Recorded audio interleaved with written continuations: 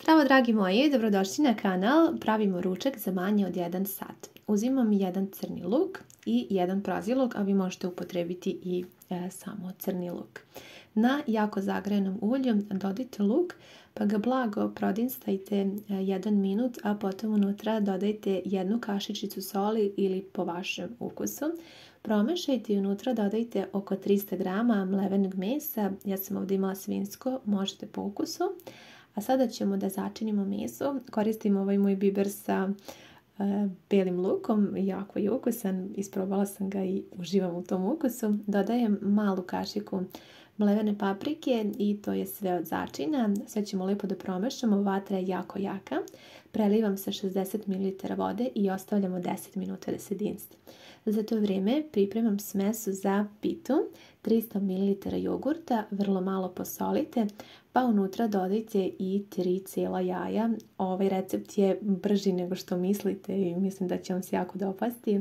Sada uzimam utilicu i sve ćemo lijepo da izmešamo, da sjedinimo ove sastojke, a potom dodajem i brašno. 180 grama brašna dodajte i vrlo malo praška za pecivo, pa sve to zajedno promešajte.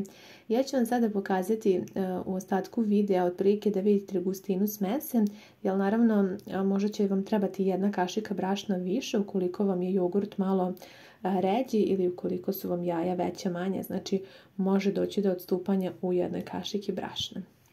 Uzimam tepsiju dimenzije 20 x 30 cm, obložit ću je pokvašenim papirom za pečenje i sada ulivam smesu za koru. Ovdje ima više od 1/2 smese, ostavite vrlo malo unutra u posudi. Razmašajte, vidite otprilike dosta je ova smesa gusta, ne baš preterano, ali taman.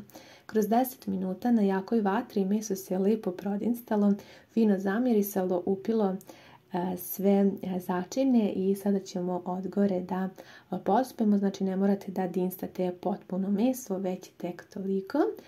Ja ću ovako malo još da rasporedim sa varjačom i ostatak ove smese za koru samo prelite preko. Ovdje vam ne treba puno, tek toliko da možete ovako samo da razmažete i kada se ova pita zapeče da dobije samo taj gornji sloj. Po želji možete posuti odgore vrlo malo s usama, ako ne volite ne morate, možete i nešto drugo.